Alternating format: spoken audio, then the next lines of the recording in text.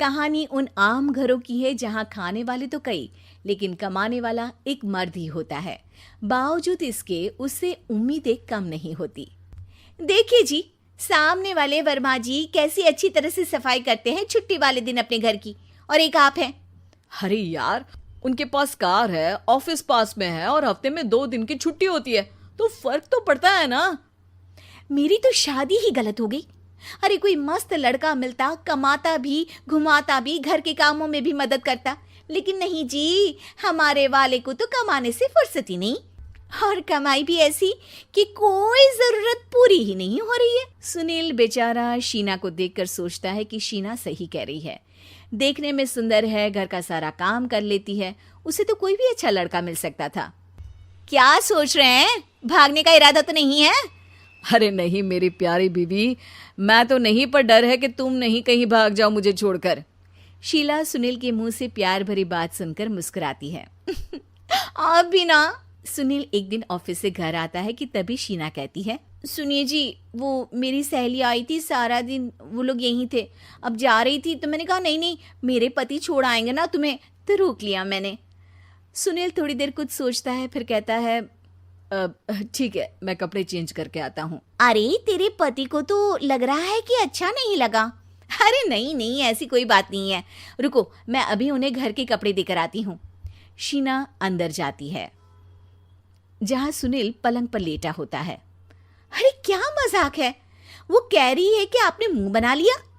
सही तो कह रही है, सुबह से अब ऑफिस से लौटा हूँ, एक कप चाय का तो पूछा नहीं, 20 किलोमीटर जाओ और आओ, और फिर कल उसी टाइम पर ऑफिस। अरे यार, मुझे गाड़ी चलानी आती ना तो बोलती भी नहीं आपको, और कौन सा रिक्शा खींच कर जाना है आपको। सुनील अब क्या बोलता। रात देर से आता है और सो जाता है। अगले दिन शरीर दर्द हो रहा है। अरे तो मत जाओ ना ऑफिस, चलते हैं ना मार्केट घूमने, फिर पिक्चर देखेंगे और रात में खाना खाकर घर वापस। सुनील जब सारे दिन की थकान वाला शेड्यूल सुनता है तो वो सीधे सीधे ऑफिस के लिए तैयार हो जाता है।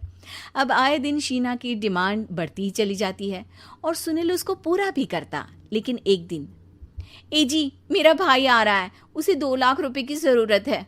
हाँ तो मैं क्या करूँ शीना, मेरे पास इतने रुपए नहीं है। हाँ हाँ पता है नहीं है, लेकिन किसी से लेकर तो दे सकते हो ना।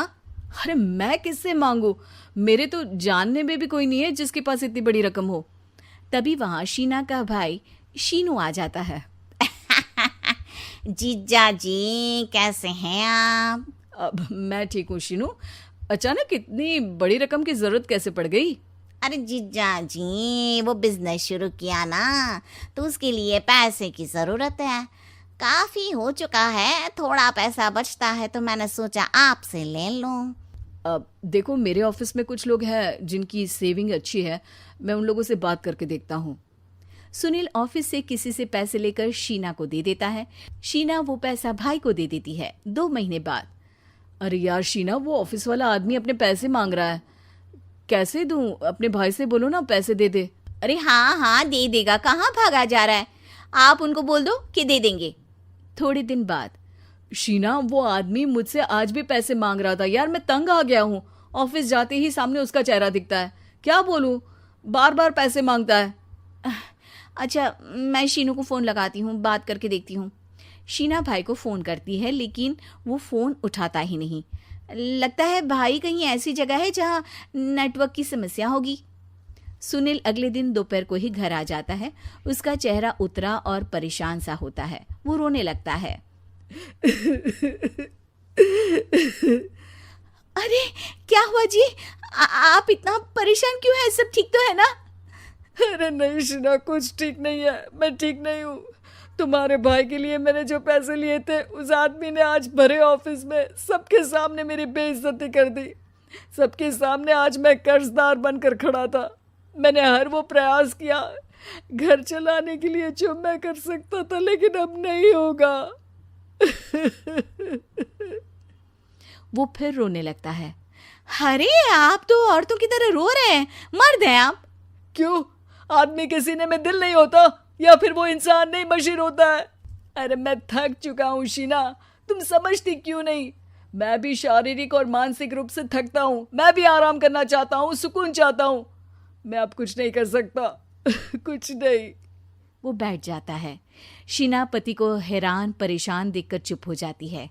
अगले दिन, सुनिए, ये लीजिए 2 लाख रुपये, उस आदमी को दे दीजिए और बोल दीजिए कि आज के बाद किसी को पैसे के लिए बेइज्जत ना करे। सुनील पैसे देखकर राहत की सांस लेता है। अरे शीना, तुमने तो मेरा बहुत बड़ा काम कर दिया। अब मैं शान से ऑफिस जा सकता हूँ। लेकिन ये पैसे आए कहाँ से? ये पैसे मैंने अपने गहनों को गिरवी रख कर लिया है। तुम ठीक रहो, निश्चिंत रहो, मैं बस यही चाहती हूँ। मुझे माफ़ करना, पर अब मैं समझ चुकी हूँ कि मर्द को भी दर्द होता है।